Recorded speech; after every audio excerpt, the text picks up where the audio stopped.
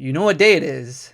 Today is Pokemon 150 Fun Day. It's like every single week is another holiday. Happy Pokemon 150 Fun Day, Fan Clan. Hope you guys are all doing well. Hope you're enjoying this lovely week that we are having. We are only 2 weeks away from the release of Scarlet and Violet 151. Isn't that insane? It's coming up so fast. I'm really hoping that we'll get our shipment in next week, can crack open a box next week Friday. That's my hope, is that next week Friday we can open up some Scarlet and Violet 151, take a little bit of a sneak peek at the set, but that means we only have 2 Fridays left of Pokemon 150 Fun Day. And if you don't know what Pokemon 150 Fun Day is, well, where the heck have you been? We've been doing Pokemon 150 Fun Day every Friday for like the last 10-ish weeks or so. Basically what it is we give away a booster box of Pokemon 151 from Japan every single Friday until the release of Scarlet and Violet 151. And if you want to be a winner, I'll tell you how you can do that in just a second. But first I need to tell you the winner from last week. Congratulations to Dreadlock11. Dreadlock 11, but the E is actually a 3. See what they did there? Dreadlock 11. Congratulations, you are the winner of a brand new Pokemon 151 booster box. All I need you to do is just shoot me a message with just a screenshot. Like, I just need you to verify your YouTube channel. You can find me on Instagram at danny.phantump. You can find me on Twitter at danny__o, or you can just email me, dannyphantumpcontent@gmail.com. Congratulations. If you want to be a winner, here's what you have to do. Make sure you're subscribed. Hit that subscribe button down below if you're not already subscribed. And then leave a like on this video. And I'm going to do things a little bit different. It's not really different at all. It's actually pretty much the same thing. But I want you to leave a comment. But here, I want you to comment something specifically. I want you to comment and let me know how long you've been involved in the Pokemon hobby. Not if you like started out like in the 90s or in the early 2000s and took a break. If that's the case, then I want to know when you came back to the Pokemon hobby. How long have you been involved collecting cards or playing the game or whatever the case may be? How long have you been involved without taking a break? So that's kind of what I'm really curious about. I just really want to conduct a little bit of research analysis. So if you could let me know, just hit that subscribe button down below, leave a like on this video, and then leave a comment telling me how long you've been involved in the Pokemon TCG space. And then come back next Friday. Hopefully we'll be opening Scarlet and Violet 151, and then hopefully I'll be doing this with your name. Don't fall for those fake fannies are everywhere right now. They're all over the place. If you get a comment, a reply to your comment that says, hey, I'm a fake fanny from Telegram, message me, you win.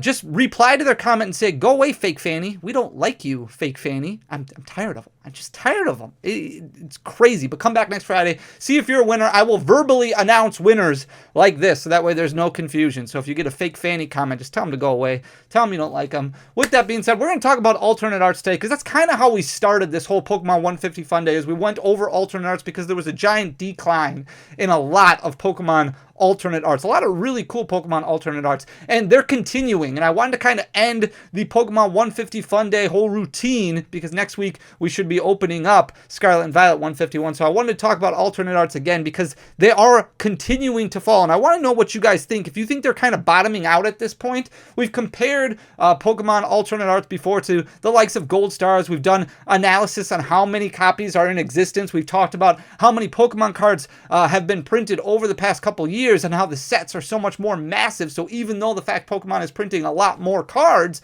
there's a lot bigger sets, a lot more cards to print, a lot more sets that are coming out. And then we kind of broke everything down, did our best estimation to see how many Gold Stars were printed compared to alternate. Very close. It was very close. Actually, not too many more alternate art VMAXs than what we would have expected to see from Gold Stars. Gold Stars had better pull rates than what you're seeing from like an Umbreon VMAX. But these prices continue to fall. A lot of it is because of the economy. A lot of it just because what's going on out there. A lot of people starting to exit the hobby. And that's why I'm curious to know how long you've been involved in the Pokemon space, because a lot of people are starting to exit the hobby, not having as much fun with Scarlet and Violet. Maybe they'll dab their toes a little bit into Scarlet and Violet 151, but a lot of people kind of exiting the space, whether it be because of financial decisions or because maybe they're just moving on to something else. And that happens. That comes and goes. That's the ebbs and flows of Pokemon. We've been through this a million times before.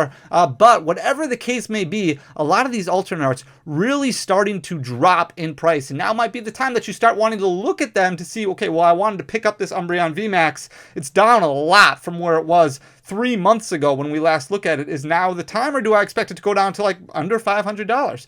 So we'll talk about that in today's video. Like I said, if you enjoy the content, please hit that subscribe button down below, leave a like, leave a comment. You got to do all those things to win the Pokemon 151 booster box. But we're going to start out with that Moonbreon that we were just talking about. Beautiful artwork on this card. Absolutely love it. This is probably in my top 5 alternate arts. There's a lot of alternate arts that I love alternate arts. I love the story. I just love all the details. Like, it's so great. Huge evolution from where we started with just Pokemon holographic cards back in the old Wizards of the Coast days. Things have just changed dramatically over time, and you can just see the increase in the improvements in artwork. And this Umbreon VMAX is absolutely gorgeous, just staring at the moon. But we're talking about prices. We're not just looking at artwork, even though it's absolutely stunning.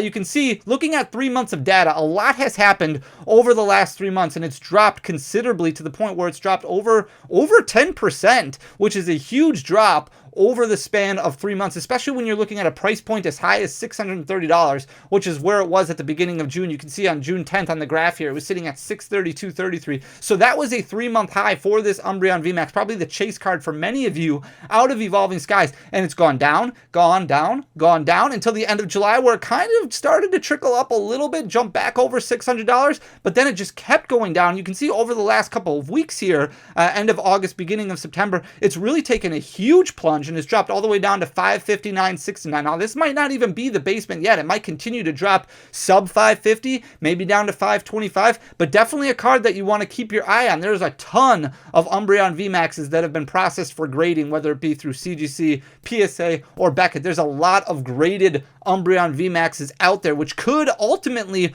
hurt its return, hurt its value in the long haul. If you talk about some of the older cards and look at pop reports from a lot of those older cards, Umbreon VMAX just destroying a lot of cards that have been in circulation for years and years, because a lot of people protect it. We know a lot more now than we used to know back then. We know a lot more about grading, about storing our cards, about storing our collectibles and things like that, in the possibility that what happened during the pandemic happens again in the near future, or in the future at some point. So Umbreon VMAX definitely taking some huge hits over the last 3 months. Definitely a card that you want to keep your eye on. Absolutely crazy. Giratina V from Lost Origin. We thought this would take a little bit of a hit because of the reprint. It actually started going up a little bit after the reprint happened. You can see in June it was at its high mark at 316.83. That's the highest it's been really since release, but definitely the highest it's been over the past 3 months. And you can see a very steep drop there at the beginning of July, where it dropped under $290. Then we basically had this big reprint, or a decent sized reprint, of Lost Origin, of Silver Tempest, of Scarlet and Violet base,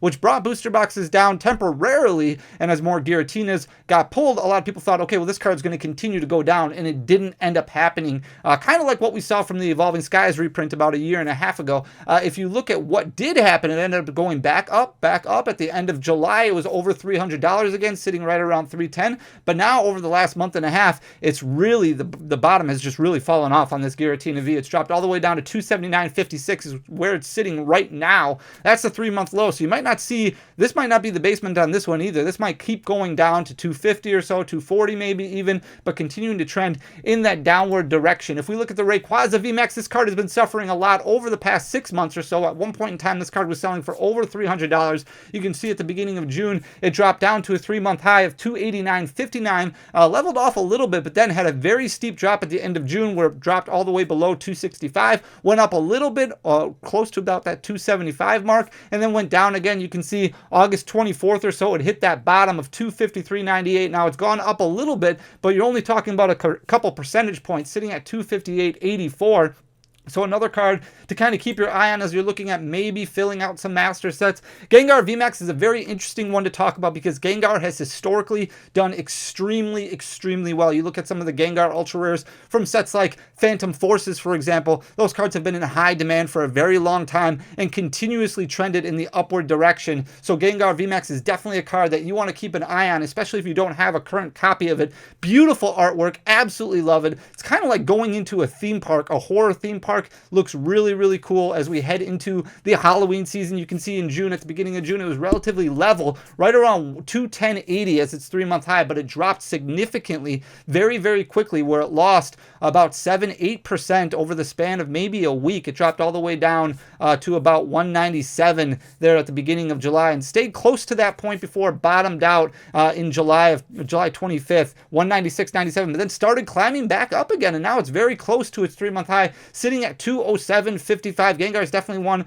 that you want to keep your eye on, doing much better than what we'll look at in a minute from the Espeon VMAX, the alternate Espeon VMAX, which is continuing to go in the opposite direction. Here's the Blaziken VMAX. This is probably my favorite alternate art, or second favorite maybe after Machamp. I love the artwork on this one. I think it looks so cool, really teaching like the Inteleon line how to do karate. I don't know, I just love the color scheme, the sunset in the background, the Legends Arceus feel. It looks so gorgeous.